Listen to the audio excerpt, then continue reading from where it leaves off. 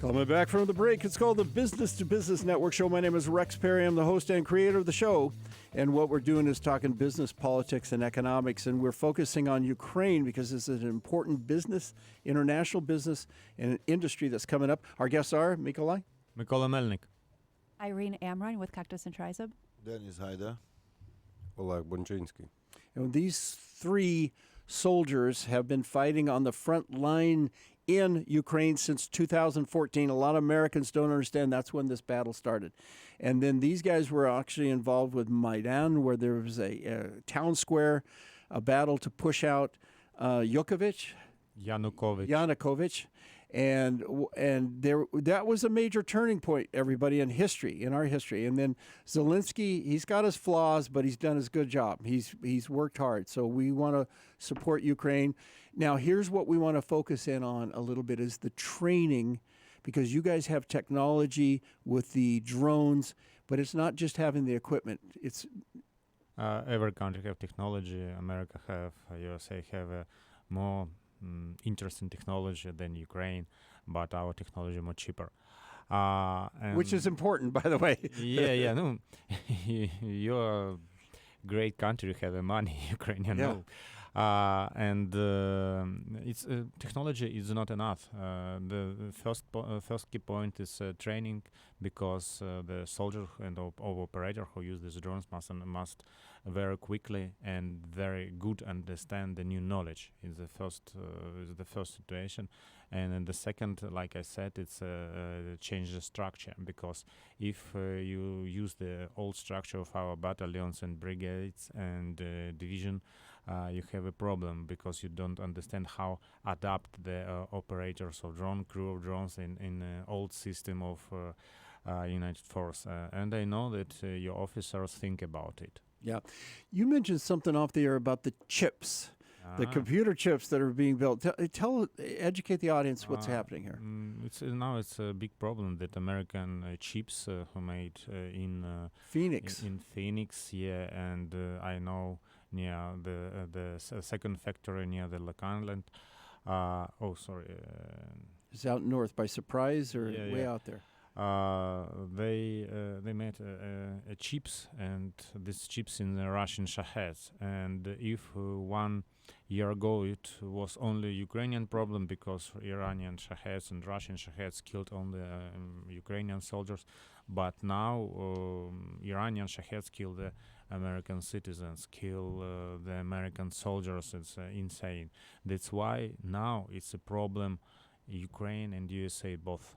Yeah, and let me clarify something just really clear. Russia gave satellite information to Iran to identify one of these very expensive, important radar planes. Yeah. It's a huge, very expensive plane, and it was the information that came from Russia given to Ukraine, and they hit that with a drone, didn't they? I think it was. And the chip in that drone came from Phoenix. I mean, let's tie it together, guys.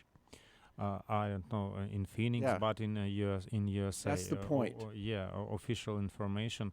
What have your government do? It's a factory from USA. Yeah, and so here we have to understand that Iran is a problem, Russia's a problem.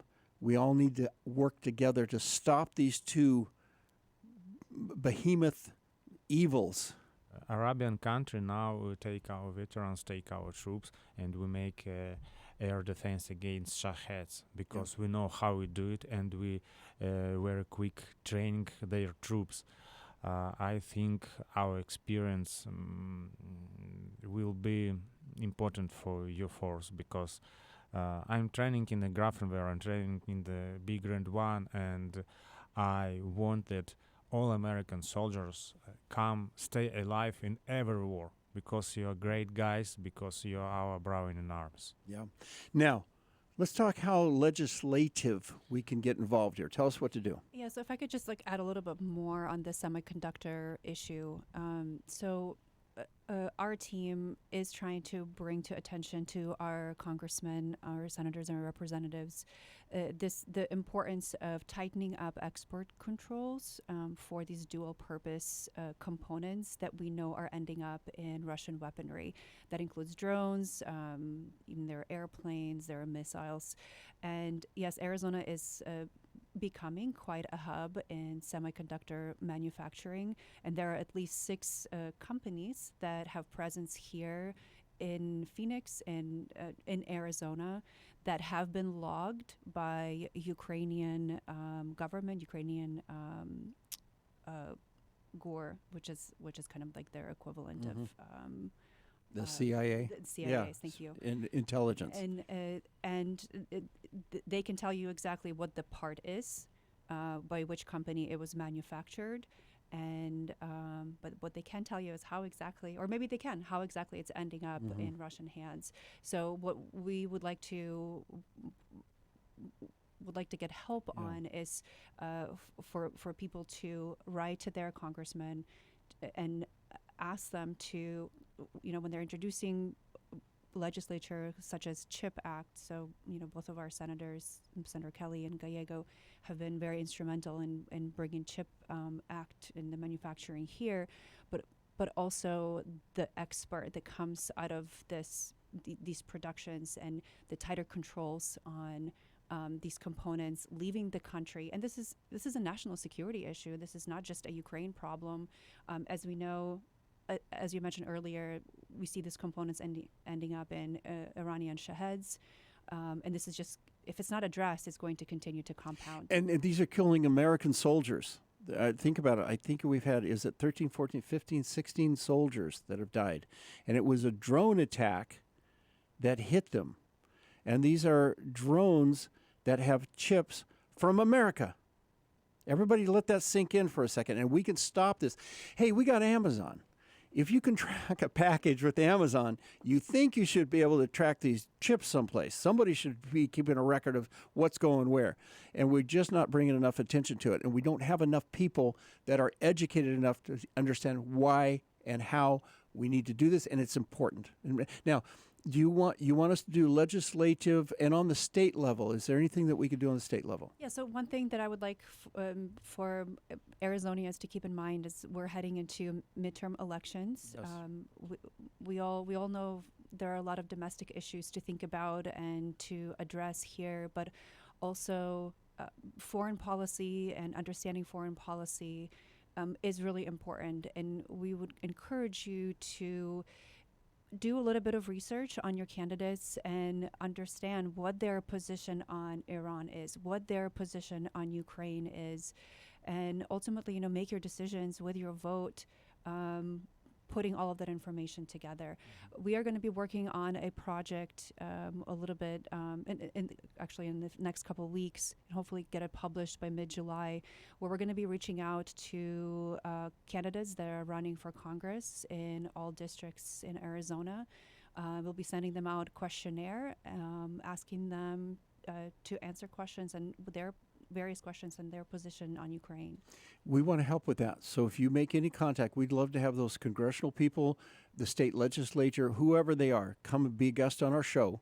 We'll help promote their campaign, but we want to address this on air. We'll be sure to reach out. Yeah, and I also want to emphasize the important that the paradigm in America needs to shift from these expensive Patriot missiles and even the Tomahawks, those are expensive, and go to the Flamingo and make the Flamingos go even further and more technology, and understand how the technology and the experience that these guys have done on the firing line is actually going to help us as America stay safe, help the world be able to do business with each other, because guess what?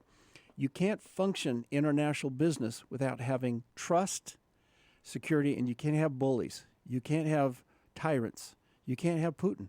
You can't. And everybody's got to wake up. He's not going to change. And something that we see is that the axis of evil is really quick to exchange information and exchange intellectual property and trade weapons and intel, but we will encourage for democratic countries, Europe, U.S., to also collaborate and do it quickly so they can get, because things are constantly changing, and we have to be able to keep up. We're in a 1960s arms race. I see. I'm old enough to remember this. In 1960, John F. Kennedy says we're going to put a man on the moon in 10 years. You know what that was about, everybody? That was about missile technology. That's what that was about. That was about nuclear weapons. That was to show the Soviet Union that we can outperform you with technology. Now the Ukrainians have done it. They're outperforming everybody. And they've changed the way we do war. And guess what? If we can fight with drones instead of humans, better. Because guess what? If you can have an overwhelming force of drones at working as a team and no blood is spilt, and the opponent says, whoa, whoa, whoa, whoa, whoa. Okay, we give up. We don't want to do this anymore. And you guys have viewers. This is very important. You have guys, some of the drones have cameras, so they're actually analyzing the success of what to do, and you're trying to make sure that you're hitting equipment, not necessarily humans. Now, unfortunately, people get killed. Soldiers get killed. But if you can blow up their equipment, if you can destroy their drones, if you destroy their tanks, they're going to think twice about coming after. You agree with that? Yes, I'm agree, because if we talk about the war, it's not missiles, it's not big drones. Mostly, it's very small drones that cost no more than $800, $1,000. They make from plastic, and this plastic may make the flight on the 3D printing, and you do it not in the you don't need a factory. You need electricity and 3D printing and model. That's all, and it costs no more $1,000. But this small drone can kill the enemies, like infantrymen or crews of artillery or mortars. It's very important. Or can destroy the optic vision on the vehicles, on the tank, and tank will sleep. Yeah. $1,000, and the enemy have not a tank. Yeah, he can move it, but he can't shot. Yeah. That's all. Yeah. Mykola, talk a little bit about the recent report about Ukraine taking position with drones only. Yeah, the surrender. I heard about this too. The surrender of the soldiers. Go ahead.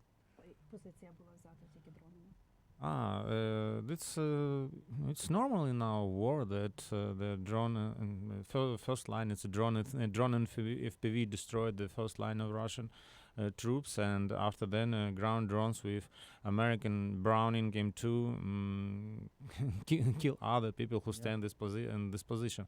That's all, and you don't you need riflemen. You need only good bond, good radio, and the operators of drone in the 10 kilometers. It's 6 or 7 miles in the rear. That's all. This is so important. We got about 2 minutes left here. Again, we want to reach out to the congressional people, our senators.